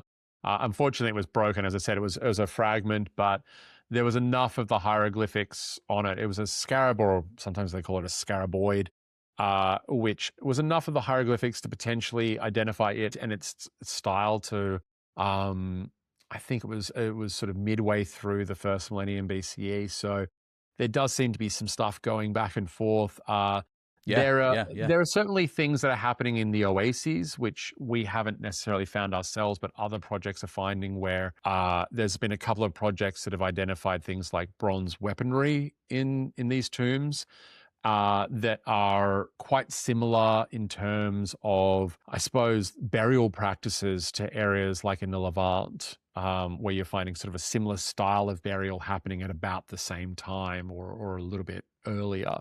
Potentially indicating these sort of links to areas like, Jordan, for example. So the problem is that we're dealing with relatively small amounts of material culture at this time. So as more and more gets published, and as more excavation happens of these structures, and you find these little fragments here or there, it's going to help us get a much better understanding about what these trade routes were like. And the interesting thing as well is that there are some inscriptions that are present in Saudi, like in the town of Al-Hayt, for example, and elsewhere, where you have some cartouches and things like that from Egypt that have been carved in there. We have, there's some Roman and some Greek inscriptions from later periods.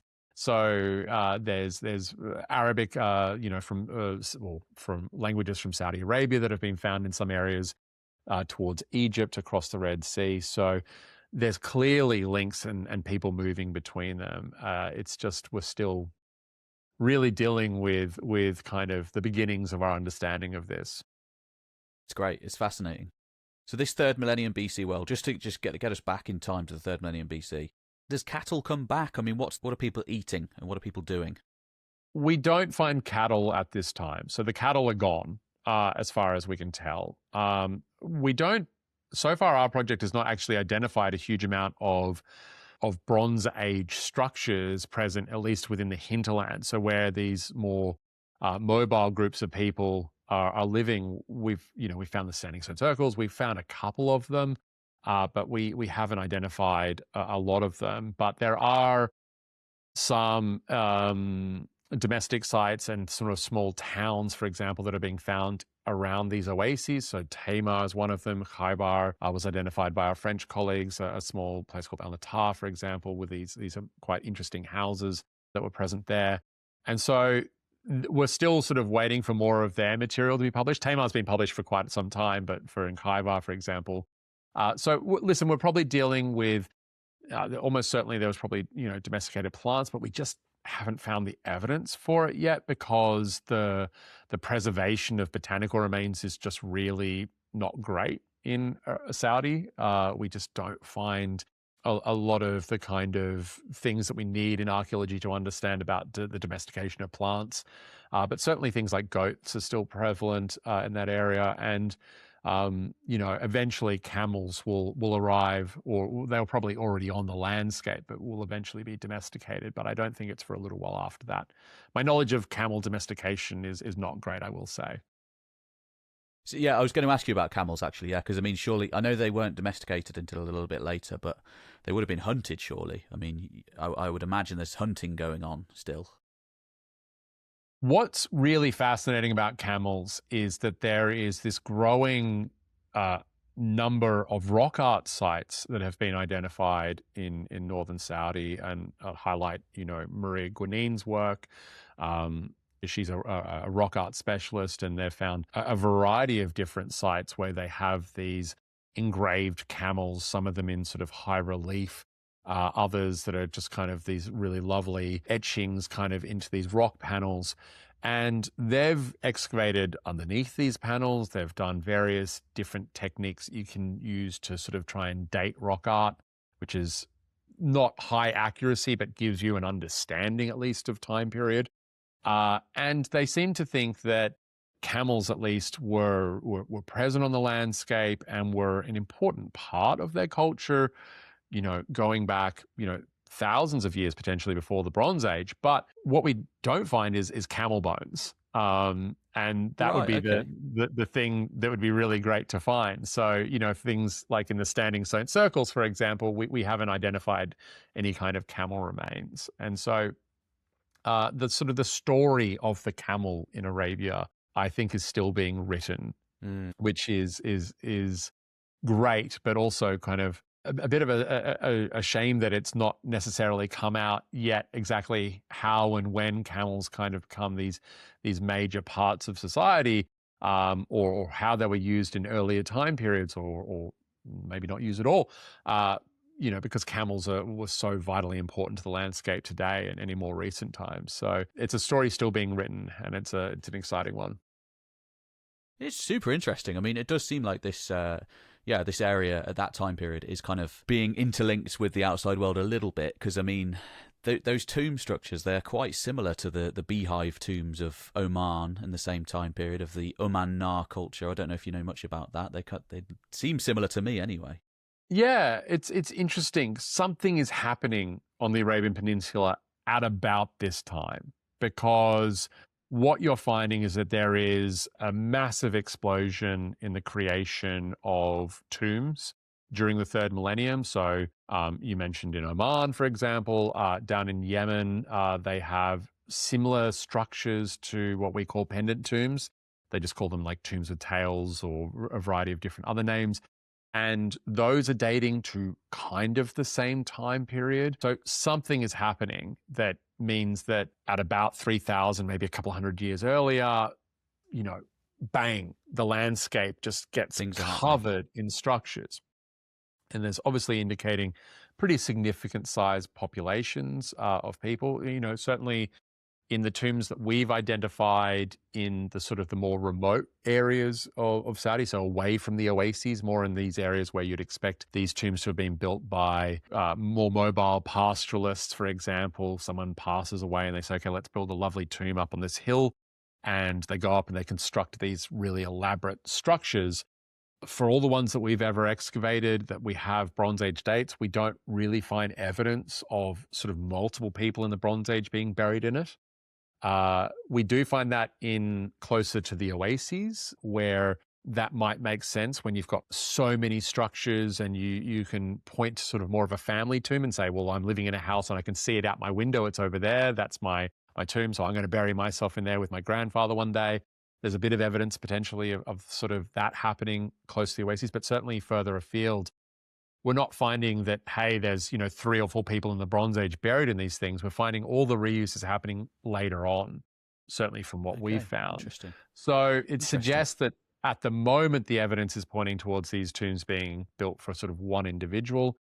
And the very preliminary evidence we have so far from things like the human remains and how we can identify sex through various scientific methods in terms of testing the bones, There does seem to be a mixture of men and women buried in them, but once again, that's unpublished, not necessarily analyzed data yet. It's just the few skerricks of information that we have so far. So, but you are saying that it would be one woman buried in one tomb, one man buried in one tomb. If it is a man and woman, we think at the moment, one individual for one tomb. Yeah. At least within sort of, you've kind of got to imagine two different types of communities happening at that time. So you've got these probably more settled people living in the oases themselves, in almost certainly, towns. A number of them are walled, these walled oases. So it does look like they have sort of these walls around for defensive properties, or perhaps to sort of demarcate that space as, hey, this is part of this town. So that's one group of people. And then you have the people who live more in the hinterland regions, who are kind of more of your, like a Bedouin today, more of your people utilizing the landscape to move around. They have slightly different burial customs. So they're still using the same big tombs, but what we're finding is that in that sort of more hinterland region, we're not finding people reusing structure after structure, reusing it for multiple generations. It seems to be bury a family member in it, close it up, that's it.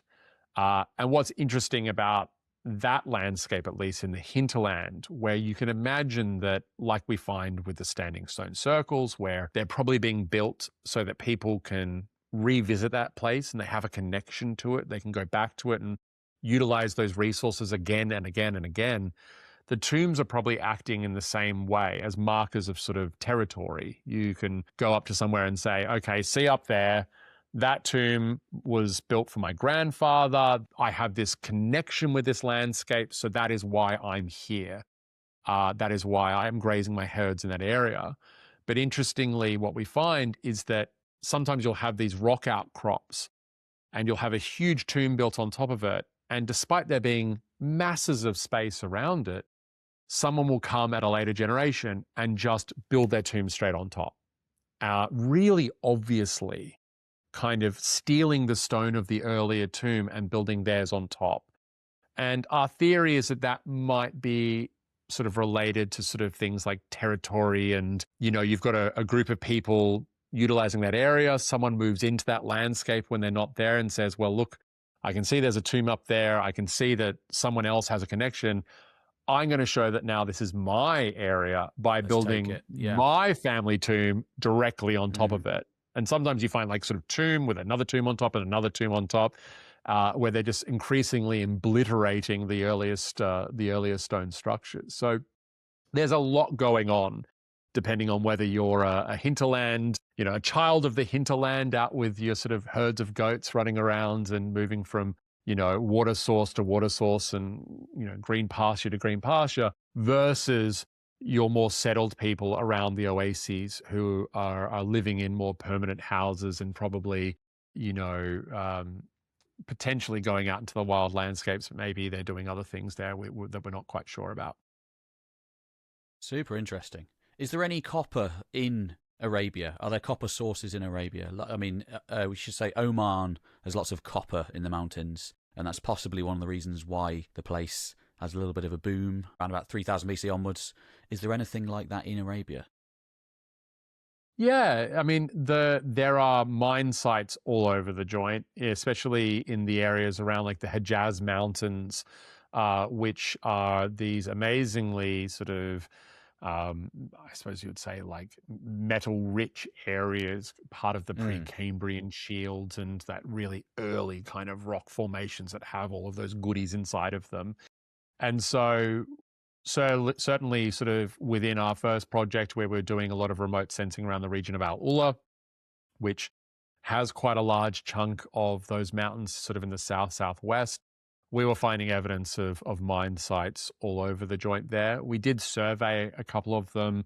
We even excavated a couple of early sort of smelting areas that we think, for example. But what we found is that there's evidence of sort of pre-Islamic mining, but we haven't found evidence of it going back to the Bronze Age. I reckon it's probably there somewhere. We just haven't found it yet. But When you have, as we said at the beginning, when you have 13,000 archaeological sites that you've got to try and work out which one you're going to dig, unfortunately for us, mining was not necessarily our specialty, so it wasn't something we looked a huge amount at. But we did have a specialist geologist on the project early on called Don Boyer, who was great with that stuff. But it was certainly, there's so much to study there.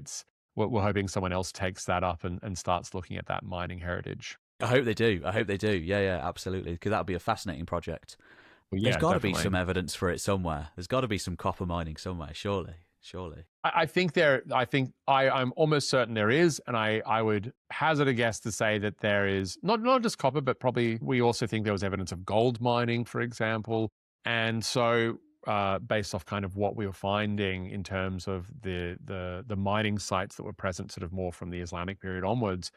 But, I would guess that a large amount of those ores and metals are probably heading out all across West Asia. And I think it's only a matter of time before sort of those chemical signatures are identified and, we start seeing just how broad these trade networks were.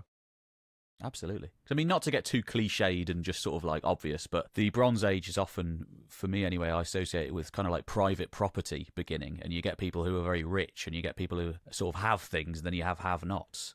So I'm just, when you said individual tombs, I was thinking, are these the rich people who have something and the people around them don't?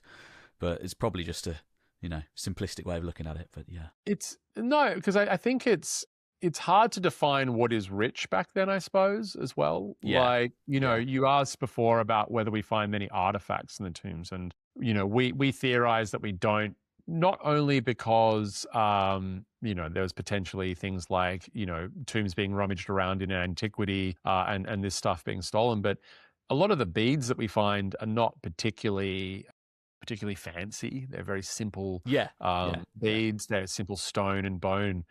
But the tombs themselves kind of portray this different picture. The artifacts kind of say, oh, okay, well, they're not that wealthy. They're not that, And so the problem is because we don't really know what the funerary rituals were at that time. Was it that burying someone with artifacts was just not considered an important part of sort of demonstrating their importance to them or some gods or whoever it might be in the afterlife? But instead, is it the construction of the tomb itself and the size and the grandeur of some of these things that was actually what was the most important in order to sort of commemorate the deceased? And there is one little weird piece of evidence in regards to this, which is that when you look at a lot of these tombs from the ground, it's actually despite the fact that sometimes, they're 1.5 meters more, tall, it's often quite difficult to determine exactly the shape of these tombs. But when you look at them from above, whether it be satellite imagery or a helicopter or a drone, the shapes become really clear and obvious, and the style and the complexity of the construction becomes clear when you look at them from above. And it's always one of those things that we've been thinking about is, in a sense, who is the structure built for? Sure, it might be built on the landscape to help you as a person point at something and say, that's where my grandfather's tomb is. I have a connection, blah, blah, blah. But the complexity and the size of these tombs that almost certainly look like they're supposed to be viewed from above, is it that you are expecting the deceased to be up there, sort of looking down at their tomb and saying like, oh, look at how much my family loved me because they've created these truly spectacular constructions. I don't think it's the aliens looking down or anything like that, that you might get in sort of people saying But today. there may well be crossover with things like the Nazca lines and things that were made to be viewed from above. It's not the aliens viewing it from above, but it's sort of, the ancestors or the gods or, Exactly. And so it's one of those things that we think, unfortunately, unless we start finding, writing in this area that is telling us exactly what is happening at this time, we can only theorize sort of based off what we have there. And also then, I suppose, things like ethnographic examples from later time periods as well.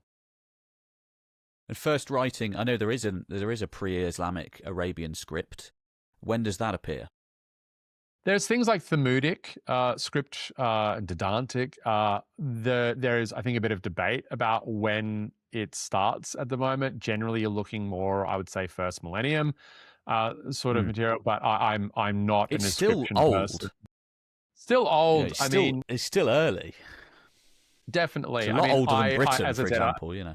Yeah, I mean, the other thing to remember is that language is very important, and written script is very important, but there are different forms of language. And so what you find is that on the landscape, or in the landscape in Saudi, you find a significant quantity of rock art. So in the Neolithic period, we get, beautiful scenes of, cattle, which obviously, makes us think back to the Mustatil.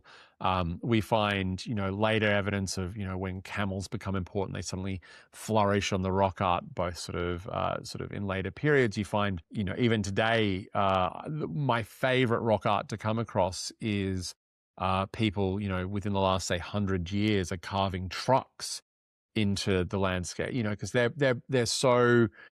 You could imagine sort of automobiles arriving in the landscape and changing that so that when you finally get one, you're like, oh my gosh, this is great. I'm going to carve this. And so that language, or that communication between people can happen pictorially as well. But, I will preface all of this by saying that sort of, written scripts of this time period are not my expertise, because certainly, for us in our research, we're dealing with prehistoric structures. So we haven't found evidence of Bronze Age written scripts, certainly in what we found, and certainly not going back earlier than that. So we kind of, put that to the side a little bit for now, and not necessarily worry about it. But my dream is that there is written script that appears, and somehow we start getting our grand tales of ancient myth and story that tells us exactly what is happening. But you suddenly get an Indus Valley script,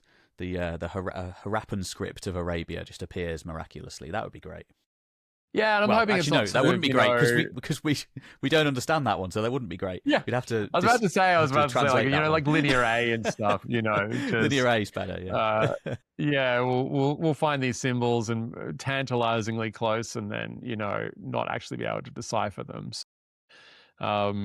But yeah, the dream is there always, that these things are just one structure away that we or certainly our colleagues in various different institutions around the world and in Saudi Arabia more generally might find. Is there an end point to this sort of Bronze Age inverted commas culture? We're not 100% sure. What's interesting for us is that because our project is primarily dealing with these more hinterland communities, what's fascinating about it is that when you look at our sequence of C14 dates for tombs from the Bronze Age, so they start at about 2900 BCE, like I said, sort of the beginning of the third millennium, somewhere around there.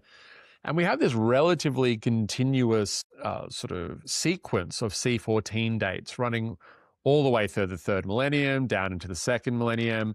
And then it kind of stops at about 1200, 1100, somewhere in that region. And then that reuse that we find happening in these Bronze Age tombs kind of pops up for us, maybe 9, 8, 700, somewhere in that region. And so we have this gap of a few hundred years. And I always love showing this image of just this long sequence of C14 dates, and then this little 200 or 300 year gap where we just haven't found anything yet. It just happens to be that gap overlaps really nicely with the end of the Bronze Age elsewhere. I'm going to say that's the late Bronze Age collapse, isn't it? Exactly. And we're not claiming it yet to necessarily be associated with that. But, because we're talking still, and I keep saying this and I apologize, we're still dealing with, relatively small amounts of information at this point.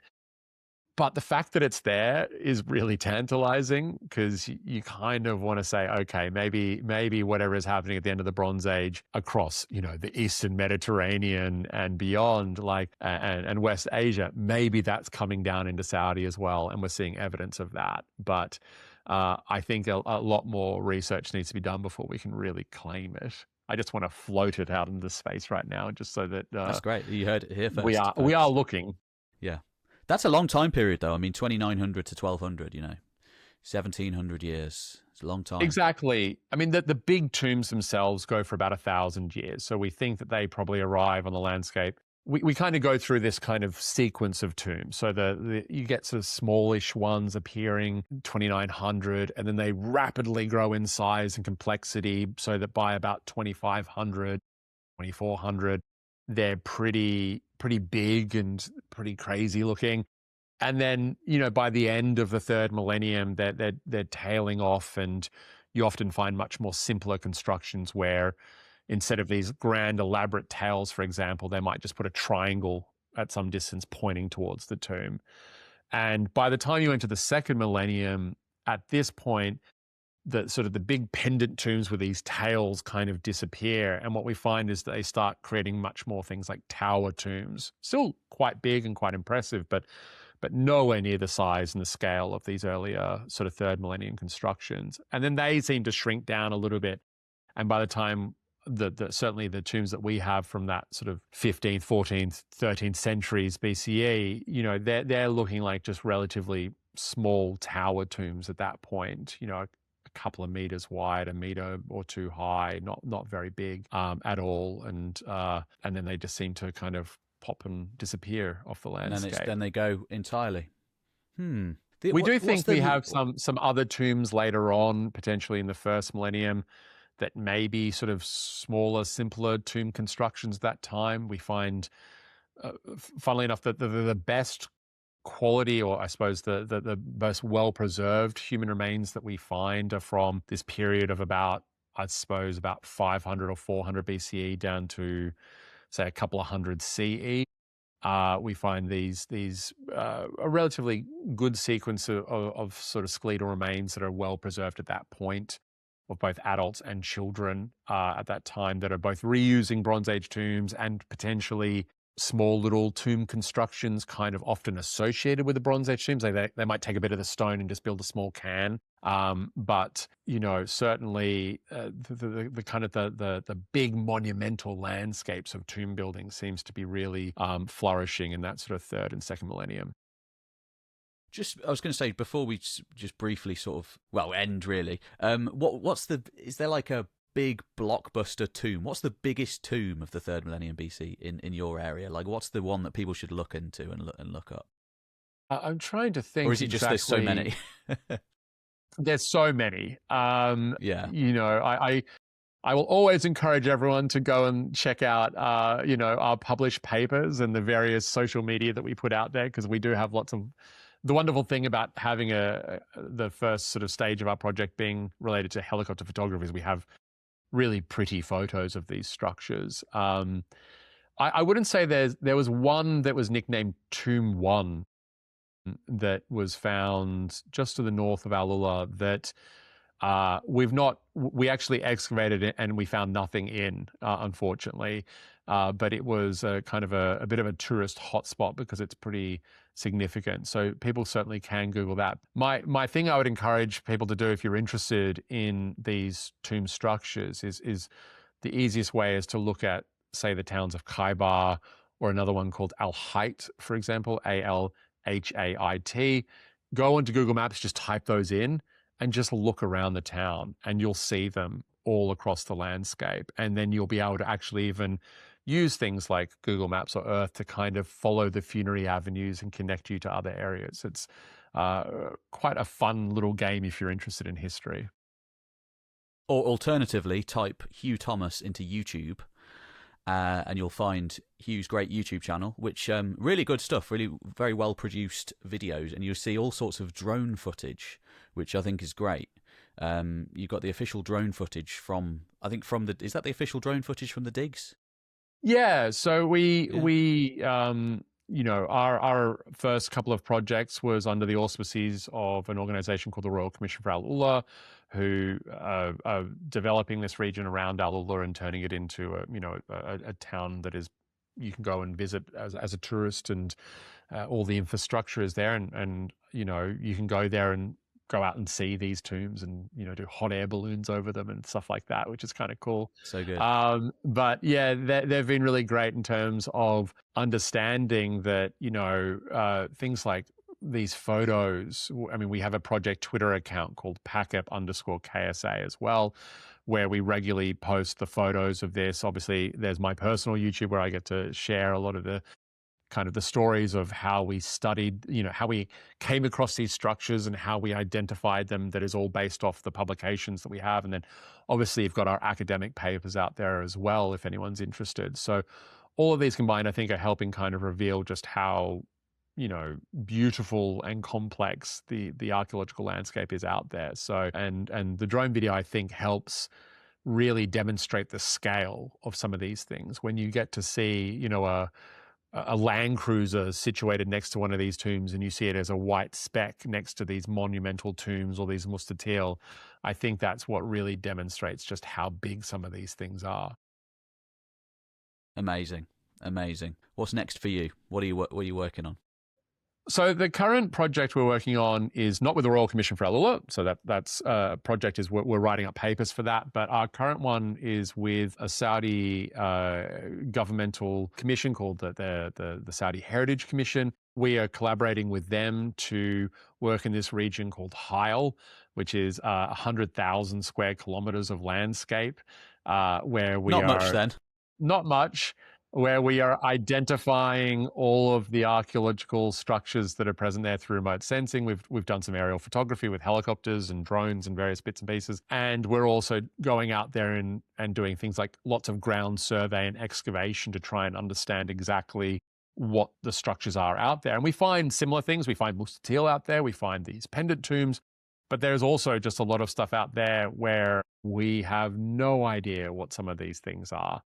They are brand new, and you never know when it's going to be the next mustatil or the next pendant tomb, something that is going to completely revolutionize how we view that landscape. And that's always really wildly exciting. So that's only started less than a year old. We've only had one field season so far. We're about to have our second one in about 4 weeks' time. So keep an eye out for that. We imagine the results for that will be started to be hopefully coming out over the course of the next little while as we start to publish what we have there. So certainly, yeah, there's some really cool stuff coming up there, which I as someone who is just fascinated by this time period, it's just not only wildly exciting to go out and study the stuff that we already know, but these unknowns, and there are so many of them, and how they all interact with each other and how they interact with the wider landscape, and then the other cultures that exist much further away. These are all sort of stories that are unfurling in front of us, and it's a really wildly exciting time to be part of archaeology in this region. So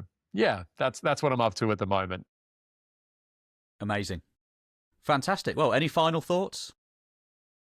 I would say just I highly encourage people, if you're interested in sort of prehistoric archaeology, just chuck into Google the archaeology of Saudi Arabia in the prehistoric period and see what comes up, whether it's my project or someone else's. There are lots of different projects that are working in this region in these time periods. And I just encourage everyone to go out there because there's just so much interesting stuff. And it's a wildly exciting time to be doing this kind of thing. So yeah, we should probably say, I mean, this is only one time period as well. There's we've got before this period, the Paleolithic, and then we've got after as well, the Iron Age. So this is only one time Iron period. Age, and then obviously, being Saudi Arabia has a rich Islamic history as well, which is equally as fascinating. Yeah. So there's too much, way too much, which is both wonderful and also one of those things where you just wish stuff could be done quicker. But archaeology is a slow, laborious thing, and we need to take our time and do it right. So it does mean that we need to be patient. Of course. Amazing. Well, thank you for talking to me, Hugh. No worries. Thank you for having me.